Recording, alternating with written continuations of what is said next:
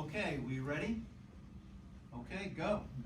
Good morning, everyone. We are the TJ Fixers. My name is Vincent Ng, and these are my colleagues Sarah Dean, Nick Sutton, Artemis Warthoff, and Jock Baldwin. Have you ever seen your favorite influencers like the Kardashians wear a luxury item that you've always wanted but is way too expensive? Well, our team came up with an idea that will help you be just like your favorite influencers. So sit back and relax. Relux is a luxury thrift boutique located in TJ Maxx, focused on providing vintage and authentic luxury apparel and leather goods. We'll be operating out of the TJ Maxx on 360 Newberry Street, and our employees are actively sourcing our products through a mix of online and physical means, which we'll explain more later on. When pricing our goods, we keep in mind the same criteria that TJX uses to price their goods as well, which is style, quality, brand, and price. Because we deal in luxury goods, the price varies due to these variables.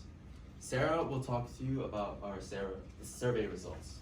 To better understand our customers' needs, we conducted a survey using Qualtrics. Initially, we had 290 responses. However, we wanted to make it more representative of our target market, which is women ages 19 to 54. To do so, we took out males and those under the ages of 18 to get these current demographics. Additionally, 43.33% of our respondents said they thrifted. Perhaps the most important question we asked was the likelihood of actually buying used luxury goods from a retail store, and the results can be seen in the pie chart on the right. Using Qualtrics historical data to calculate what percent of the respondents would actually purchase our products, we took 80% of those who said definitely and 30% of those who said they were most likely to purchase our products to get a total of 32 respondents, or 21%. Now, how do we benefit TJ Maxx?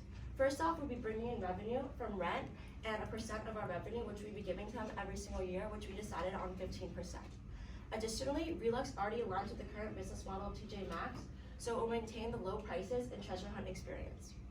Additionally, TJ Maxx would have a first mover advantage for retail stores, since not many of them are currently in the thrifting industry, and most importantly, the customers. It will enhance the overall customer experience by meeting the following needs. From our survey, we found that the top 3 reasons our respondents thrifted were because they had a desire for vintage styles, unique items, and discounted luxury goods. Relux would fulfill all these needs, in addition to bringing a greater variety of luxury items into the store that TJ Maxx doesn't currently offer a great range of. Now Art will be discussing the industry dynamics. Retail and thrifting industry is booming right now. It is projected to have a steady growth for the next 4 years, and the industry evaluation reached $28 billion this year. Also, all the data is provided by Global Data. And for our target market, we used an inverted pyramid, and at the top you can see the Boston population, which eventually goes down to the 80,000 people, which is our target market. And then 43.33% of those on the Qualtrics responded they thrift. Therefore, the number goes down to 34,000. We're going to be operating in one of the 4 locations in Boston on Newbury Street. Therefore, the number goes down to 8,000. And eventually, we went all the way to 1,800 people, which is the Qualtrics 21% saying that they would definitely buy our product. And now Vincent's going to talk about, I'm actually going to go to So we'll have 2 major types of competition, and that will be brick and mortar retailers as well as online stores. So here you have 4 of our main competitors. You have Boomerang, The Goodwill, Castanet, and Resolve. And as you can see from the map here, all 4 of our competitors will be within a 3-mile radius. But our benefit is because of the fact that we will be operating within a TJ Maxx, we will be put in a better position because TJ Maxx generates more foot traffic. Now Vincent will talk about our marketing plan. Our marketing plan is relatively small scale because we are operating out of one location in Boston. Most of our marketing efforts will go towards physical means. With TJ Maxx's brand recognition and generated foot traffic, we'll have in-store banners and signs placed around to generate interest in our products. In addition, we will have social media accounts run by our own employees that will post pictures and prices of the stock that we have in the store. Through affiliate links on TJ Maxx's respective social media accounts, customers will have the opportunity to look at our products and will be able to generate a new interest in our products. Our physical marketing costs will cost around $500 for in-store banners and signs, while our social media costs will have no further cost due to them being privately owned and ran by our own employees. Nick will talk to you about our financials. So for the financials of our business, we have broken them down into respective revenues, expenses, and net incomes for each year of operation. We will go into more detail in the following slides.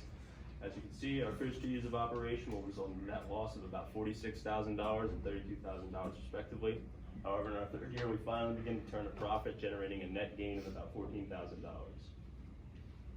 To calculate our revenues, we took the total number of reachable customers from our target market and multiplied that by the average price consumers were willing to pay for our product, which is about $166. This number came directly from our Qualtrics survey, and Realix assumes the amount of the reachable target market that will actually buy our products. In year one, Realix assumed that we will reach 25% of the target market, but this proportion increases over the next 2 years as our company begins to expand and gain traction. Our expenses are broken down into 2 main categories. That would be sourcing and expenses paid to TJ Maxx, which are 2 primary annual costs. On average, consignment stores pay no more than 40 to 50% of a product's retail value when buying the products. Therefore, Realix assumes it will cost nearly half of what we earn to source our products. We must also pay for rent at TJ Maxx, which is a flat rate of $56 per square foot, as well as an additional 15% of our total revenues per year that will be paid to TJ Maxx. We have also other various expenses to account for, including hiring an authenticator, as well as advertising costs. Our startup costs include shelving and storage equipment for delicate goods, hiring a credit card processing company, and gaining an initial inventory to stock the shelves, totaling about $38,000. And then finally, for our capital requirements, we will be seeking a bank loan to cover 50% of these costs, while the remaining 50% will be split evenly among family and friends. Our third year of operation will result in a net gain. Therefore, we've taken that number and deducted it from the total number of bank loans that we must pursue. Finally, Jacques will talk about operation and supply chain. All right, so as Vincent has said, we'll be operating out of the TJ Maxx on Newberry Street. We will be operating out of the second floor, the women's section, which has a 1,000 square foot radius.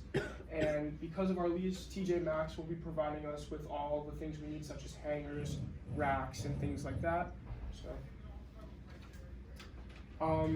So we will be sourcing most of our products from here, online sites such as eBay, auctions, thrift stores, customers.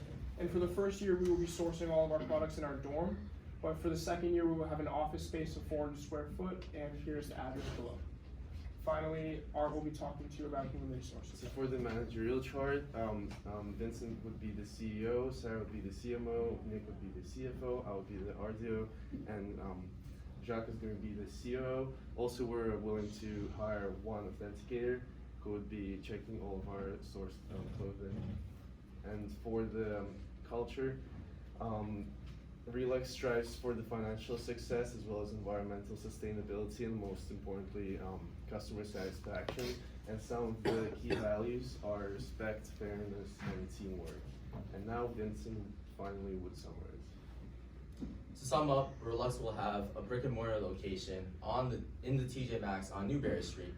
Demand is present with a growing secondhand industry expected to reach a $51 billion valuation in 2023. For our customers, we provide luxury and vintage styles that are not currently widely available. And for TJ Maxx, we'll generate new interest in thrifting as well as maintaining a treasure hunt model experience. Thank you for listening, and don't forget to reduce, reuse, and recycle luxury. Realix. Thank you.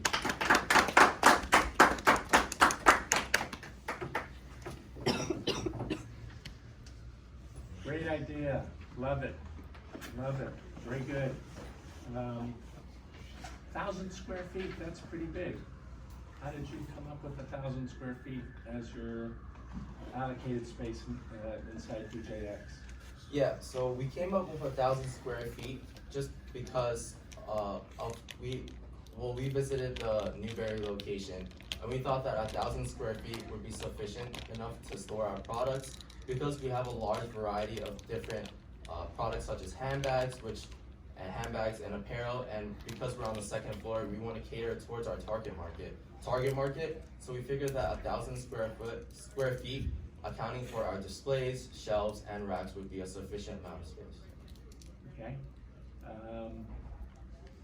And are you what's the physical arrangement of your space? Do you have is it like a kiosk? Do you have, enclosure? If you go to Neiman Marcus, there's the Chanel store, and it might not be its own, box within a box, but you can tell that you're going into a different space. Yeah, so we'll have 2 of our employees in the store per week. So they'll be managing any of the needs that are needed to, stock the shelves and such. And our store is organized in a way because we have, in our startup process, we said there are displays, and then there are cabinets and shelves. The displays are more for the higher cost goods such as watches, and then the racks and shelves are for handbags and then the various apparels that we stock. It will be pretty clear that that's our section because, as we said earlier, we'll have banners designating our area to attract people to come to our area. So like above our section, it'll be very clear that we're Relax and we offer these goods. Great, and it's mobile, right? You have to move it around or break it down. No walls, flexible floor plan, TJX model. Is it mobile? Yeah, it's definitely mobile. We thought of that when thinking of our product. We wanted to maintain that treasure hunt experience and low prices model that TJ Maxx has. And the ease of doing that is because they have such a flexible model. So we wanted to replicate that with ours. Okay, great. Great job on the Qualtrics survey. Excellent job that you did there. You say that you're taking 80% of definitelys and 30% of most likelies. That's, glad you did that. Seems really conservative to me. Do you think a definitely means only 80% of the time? Well, those numbers, the 80 and the 30%, are based off of Qualtrics historical data. So what that means is like in the past, from their results, they found that 80% of those who said definitely actually did it. I see, okay. And that's just sort of an overall metric that Qualtrics uses? Great, okay. Let's see. Can you go to your target market numbers, the upside down triangle? There you go. You have TJ Maxx shoppers, 40%. So are you saying that 40% of females aged 19 to 54 in Boston are TJ Maxx shoppers? Yes, so the 40% comes from their from the annual report. So they say that 40% of all women shop in TJ Maxx, but we can apply that to our age range as well. Excellent, okay, great.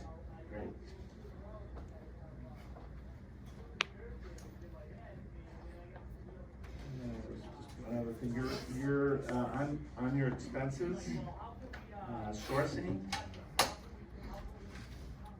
So, what is the average? Would you know offhand what the average cost of goods sold for each item? So it's kind of hard to calculate exactly what the average price per good sold is due to the high variability of costs in the products that we're actually sourcing. But on average, according to the Simple Dollar, actually, a statistic found that consignment stores pay around 40 to 50%. So we are basing that number off of the data that we had available to us. Got it. That's all I have. Great job on the numbers. I mean, very thorough. Just a really well done presentation. So thank you.